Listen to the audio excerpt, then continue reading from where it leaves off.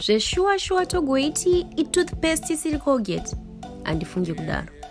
Magadi, welcome back to my channel, you guys. It's me again and it's time for another video. Today we're going to talk about 10 Zimbabweans who've built a strong brand.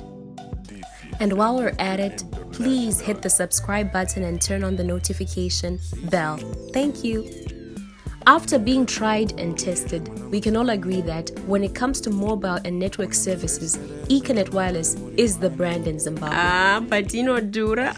Now, the co-founder of this company is Strive Masiyiwa, a man with a net worth of around 1.3 billion US dollars.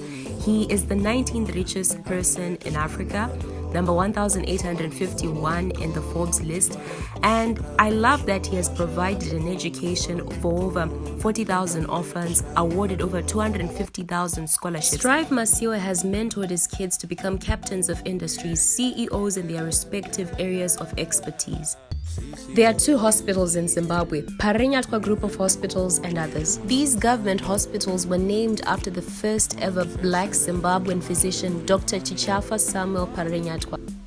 Following the footsteps of Dr. Tichafa Parenyatwa, his son also became a medical doctor and was also appointed a Minister of Health. Ruveneko ndiye oga akazochuza bazi rezvivhitivhiti newairesi. It would be an injustice to mention brands in Zimbabwe and to forget about Oliver Mtukudzi.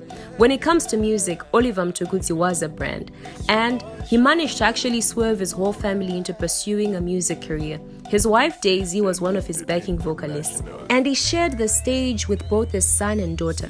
Today, Selma Mtukudzi is carrying on with the legacy of jazz that her father Oliver Mtukudzi left.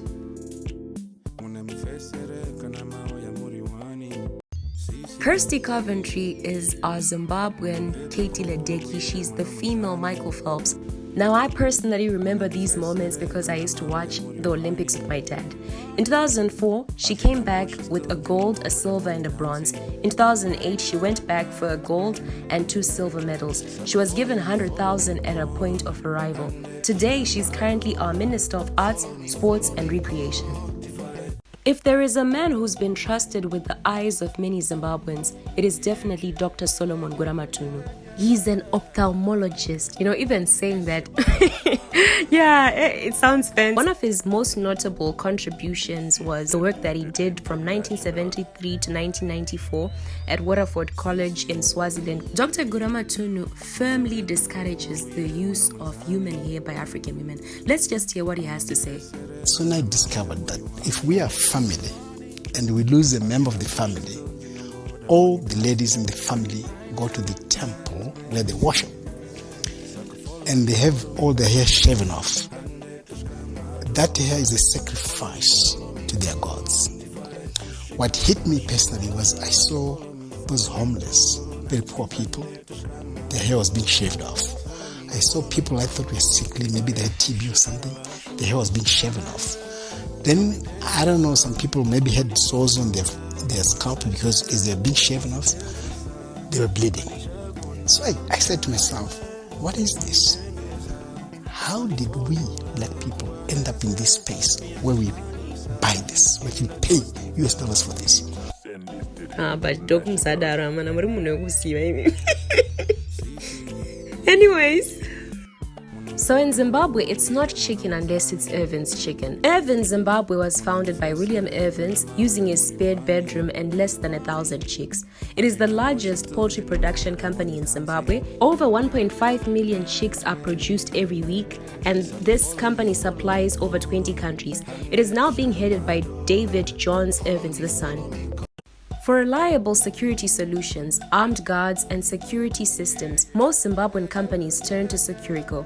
The CEO, Dr. Divine Lukula, was named the 2019 Forbes Businesswoman of the Year in Africa. Her tenacity and a strong vision allowed her to penetrate a male-dominated security industry. Her company employs the largest number of female employees in Zimbabwe. Don't you just feel empowered? Hakuna chinwiwa chakafanana nemasowe kana chimwe chazogadzirwa chichapfura masowe. So the most iconic beverage to come out of my country is actually Mazoe Orange Crush. I don't know how old you were when this advert about Mazoe Orange Crush came out, but ish, it's been there for decades, yeah.